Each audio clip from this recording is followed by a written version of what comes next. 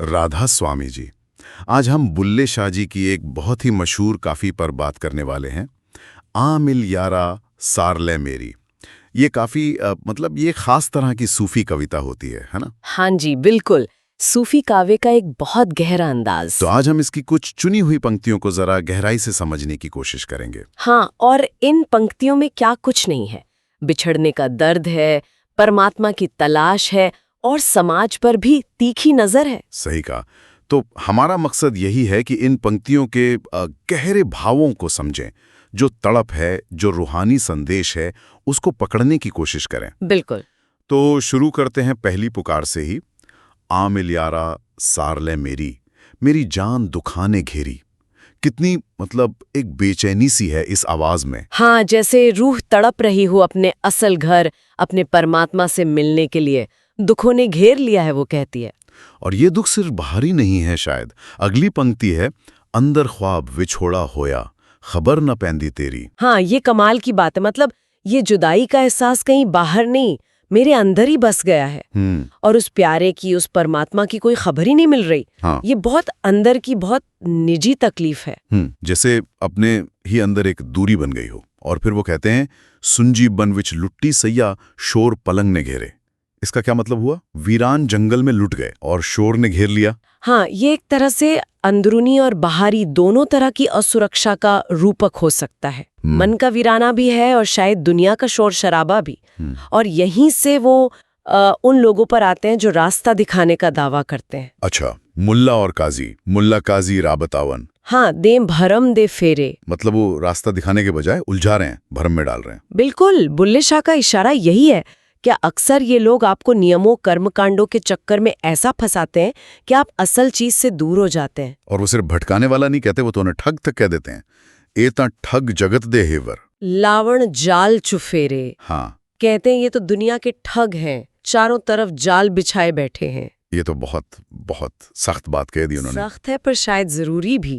वो असल में उस पूरे विचार को चुनौती दे रहे थे कि रूह तक पहुंचने के लिए बाहरी नियमों या बिचौलियों की जरूरत है। हाँ।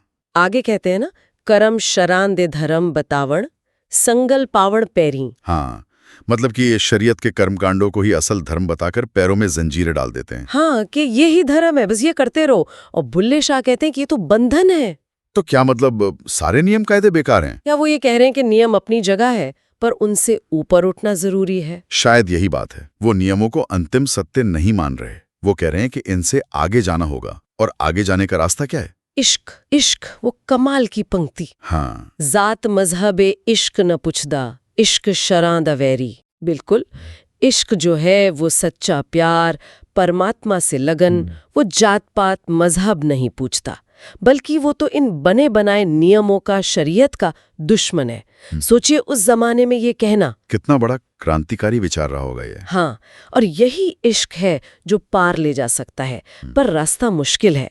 दुनिया एक नदी जैसी है। नदियों पार मुल्क साजंदा, लहर लोभ ने खेरी। हाँ, प्रियतम का देश, परमात्मा का ठिकाना तो नदी के उस पार है। पर यहाँ क्या है? यहाँ लोभ की, लालच की लहरों ने घेर रखा है। तो कैसे पार होगी ये नदी इन लोभ की लहरों से बचकर? यहीं पर सद्गुरु की जरूरत महसूस होती है। बुल्ले शाह कहते हैं, सद्गुर बेड़ी फड़ी खलोते, तें क्यों लई अदेरी। हाँ, कि सच्चा गुरु तो नाव लेकर किनारे पर खड़ा है, तैयार है, इंतजार कर रहा है। तो ए मन, तू क्यों देर कर रहा है? जब मदद सामने है तो हिचक क्यों? ये सवाल तो जैसे हर साधक से है, हर तलाश करने वाले से है। बिल्कुल। और फिर जैसे बुल्ले शाह खुद को और हमें भी दिलासा देते हैं। बुल्ला शाह शौतन्नो मिलसी, दिलनु दे दलेरी। हाँ, के बुल्ली, हिम्मत रख, तुझे तेरा मालिक, तेरा शोहर जरूर मिलेगा, दिल को हौसला दे। लेकिन जो आखिरी पंक्तियां हैं वो तो जैसे सब कुछ पलट देती हैं। हाँ, वो तो कमाल है।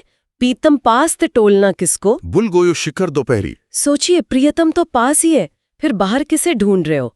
और कमाल यह है कि तुम शिखर दोपहरी में भूल गए, भरी दोपहरी में, दिन के उजाले में रास्ता भटक गए। शिखर दोपहरी में भूलने का मतलब कि जब सब कुछ साफ दिखना चाहिए तब भी नहीं देख पा रहे। हाँ, शायद यही कि ज्ञान का उजाला तो है, सच तो सामने है, पर हम अपने ही किसी वहम, किसी पर्दे की वजह से उसे देख नहीं पा रहे हैं। जैसे आंखें खुली हों पर दिख ना रहो। बिल्कुल। तो ये पूरा सफर देखिए, विरह के दर्द से शुरू हुआ, फिर बाहरी आडंबरों पर सवाल उठे, इश्क को सबसे ऊंचा बताया गया। गुरु की जरूरत बताई गई, हमें नजर क्यों नहीं आता? वो कौन सा पर्दा है या कौन सा वहम है जिसका जिक्र यहाँ इशारे में, जो हमें दिन के उजाले में भी उस सच्चाई से दूर रखे हुए?